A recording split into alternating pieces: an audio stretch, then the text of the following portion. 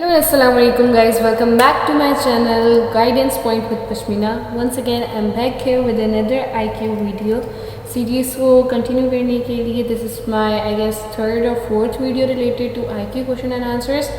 Hopefully I'll be uploading this. Otherwise अगर ये upload की तो well and good. As I told you in the previous video के 3 videos मेरे जहन में है. English की video मैंने बना ली है. Let's see which one I'm going to upload. But yes, without wasting much time, let's begin. Once again जैसे मैंने अपनी पहली वीडियो में कहा था, guys please pause for 5 to 10 seconds, give yourself some time और चांस दें अपने आप को टू सॉल्व द क्वेश्चन. अगर हो रहा है वेल एंड गुड, अगर नहीं हो रहा है so you make continue the video and yes to subscribe to my channel and yes let's begin to the video. Okay, IQ questions. Question number 1 states that what is always in front but you can't see that. ये एक riddle type है, ठीक है. You know you have to use your brain for this. Of course सारे questions के लिए brain use होता है बट जो रिडल्स होती हैं उनके लिए ज़्यादा. ऐसी चीज़ जो आपके आगे है but you could not see it. सही है, एज आगे आती है ज़रूर लेकिन but you could see it कि भाई हाँ मेरी age after 5 years I will be this and this years old. ठीक है. फ्यूचर आगे का हमें पता नहीं होता कि क्या होना है. हमें पता है कि फ्यूचर आगे आने वाला है पर हम देख नहीं पाते. ह्यूमन इंसान हमारे अगर आगे हो so we can easily see them. सही है. आइज़ हमारी आंखें हमारी फेस में फिट इन होती हैं बट अगर हम मिरर में खड़े हो तो हमें आंखें भी नज़र आ जाती हैं. So the right answer for this question is future. Future आगे की वो चीज़ जो हमें नज़र मतलब आगे आनी होती है पर हम देख नहीं पाते. Question number 2 states that what has holes but still hold water. ऐसी कौन सी चीज़ है जिसमें होल्स होते हैं मतलब सुराख होते हैं लेकिन वो पानी अपने अंदर कैरी करते हैं, जस्ट करते हैं.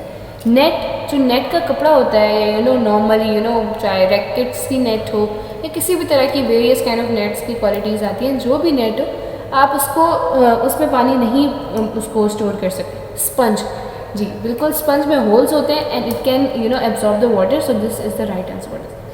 उसके अलावा question number 3, what goes always up and never comes down. ऐसी कौन सी चीज़ है जो हमेशा ऊपर जाती है और नीचे नहीं आती. इफ़ वी से डॉलर, अगर मैं सिंपल एग्जांपल दे रही हूँ, डॉलर वो इंक्रीज़ होता है बट कभी कभार वो कम भी हो जाता है. पेट्रोल हो गया, गोल्ड हो गया, उनकी प्राइसेस वेरी करती हैं, वो कभी भी नीचे आ जाती हैं. पियानो की जो ट्यून्स होती हैं वो ऊपर ज़रूर जाती हैं बट उनको हम पीछे कर सकते हैं. एज, हम जितने बड़े होते जाते हैं हमारी एज बढ़ती जाती है और हमारे जो पिछले साल है वो नहीं आ जाते. Suppose you are 15 years old, आप आगे चल के 16 years old हो जाओगे.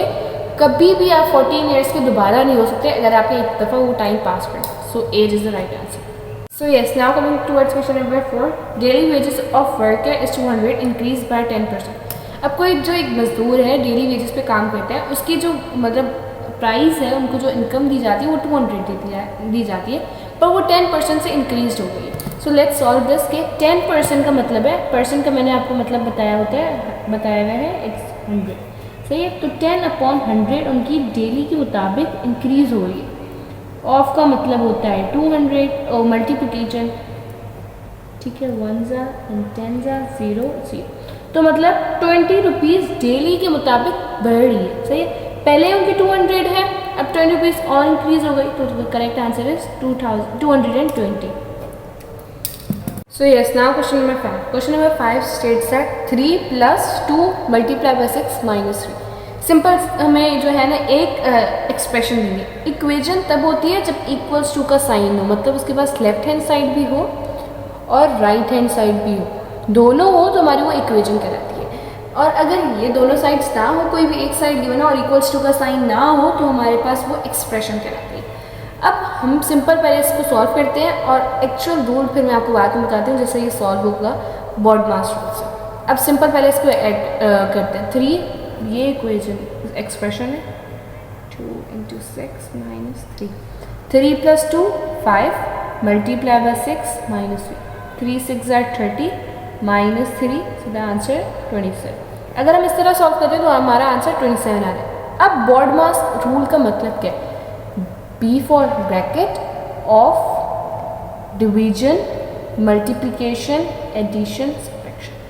अब BODMAS मैथ्स का ऐसा रूल है, काफ़ी पुराना रूल है, बहुत सारे स्कूल्स में ही पढ़ाया जाता है बट येस ऑफ कोर्स हम उसको निगलेक्ट कर देते हैं आफ्टर स्पेंडिंग सम टाइम. और स्कूल को हम थोड़ा सा जब उससे हटते हैं, ये क्लास एज सुन एज हम लोग पास करते हैं हम लोग उन चीज़ों को भुला देते हैं.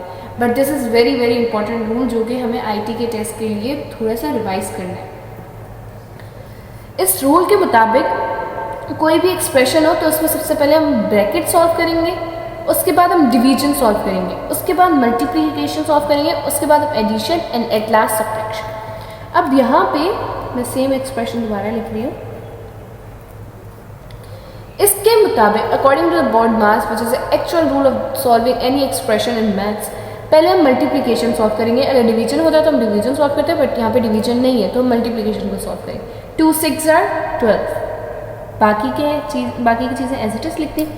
3 अब एडिशन होगा, 3 + 12 15 -3 सब्ट्रैक्ट, तो हमारे पास यहाँ पर 12 आंसर है। अब आप सिर्फ आंसर्स में डिफरेंस चेक करो कि this is 12, the correct answer is 12, और जो हम लोग नॉर्मली सॉल्व करें उससे हमारा आंसर 27 आ रहा है। There is a huge difference.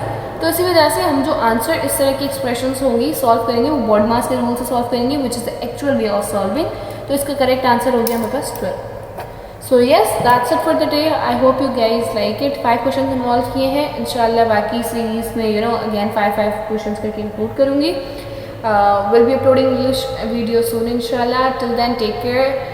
But yes, don't forget to subscribe to my channel and do comments below down. We'll be right back with another video. Till then, work hard. Allah Hafiz and stay tuned.